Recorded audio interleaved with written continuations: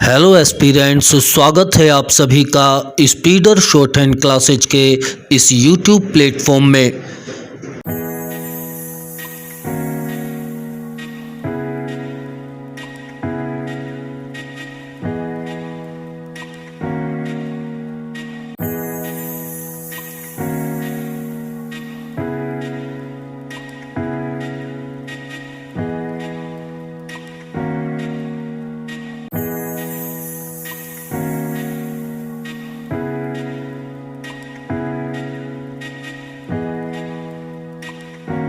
तो रेडी हो जाएगा डिक्टेशन लिखने के लिए 5 सेकंड में।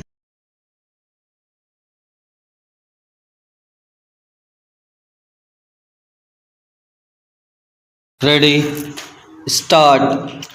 विश्व बैंक द्वारा वर्ष 2030 तक पूरे विश्व में खाद्यान्नों की मांग दुगुनी होने की संभावना व्यक्त की गई है। UNFAO की रिपोर्ट कहती है कि विश्व में भूख और कुपोषण के शिकार 23 करोड़ से अधिक लोग सिर्फ भारत में हैं।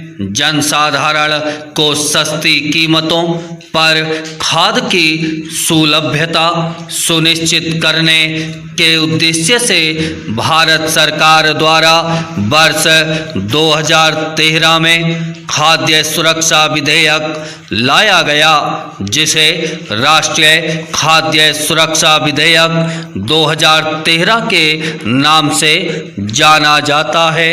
Bram change. इस विधेयक के अनुसार देश की जनसंख्या के लगभग 1/3 भाग को 3 रुपये प्रति किलो की दर से चावल, 2 रुपये प्रति किलो की दर से गेहूं और 1 रुपये प्रति किलो की दर से मोटे अनाज उपलब्ध कराए जाने की योजना है। गरीबों को सार्वजनिक वितरण प्रणाली के माध्यम से खाद्यान्न उपलब्ध कराए जाते हैं। इस प्रणाली के द्वारा इस विधेयक का लाभ 50% शहरी और 75% ग्रामीण लोगों को पहुंचाने हेतु सरकार को 6.2 करोड़ टन खाद्यान्न की वार्षिक खरीद करनी होगी। इस विधेयक के अंतर्गत पौष्टिक भोजन के अलावा महिलाओं को 6,000 का मातृत्व भत्ता, साथ ही साथ 6 माह से 14 वर्ष तक के बच्चों को भी पोषक आहार देने का प्रावधान है। किंतु भारत की 1 अरब से अधिक आबादी हेतु सरकार द्वारा दी जाने वाली ये सुविधाएं बहुत थोड़ी हैं। Bram change. खाद्यान्न संकट के कारणों में से देश की बढ़ती हुई जनसंख्या सबसे महत्वपूर्ण कारण है। सरकारी रिपोर्ट के अनुसार भारत की 28.5% जनसंख्या से संबद्ध 6.5 करोड़ परिवार गरीबी रेखा से नीचे हैं। सब्सिडी मूल्य पर गरीबों को अनाज मुहैया करना इस देश की अनिवार्यता बन चुकी है। इसके बावजूद देश के खाद्यान्न उत्पादन का बड़ा भाग समुचित खाद्य भंडारण के अभाव के कारण नष्ट हो जाता है। कुछ ही वर्ष पूर्व उच्चतम न्यायालय ने देश में खाद्यान्न भंडारण की अव्यवस्था पर सरकार की खिंचाई करते हुए देश के FCI के गोदामों में सड़ रहे अनाजों को भूखे गरीबों में बांट देने की बात कही थी। हाल में किए गए एक सर्वे के अनुसार देश में हर वर्ष 2 करोड़ टन से अधिक गेहूं नष्ट हो जाता है। Bram change.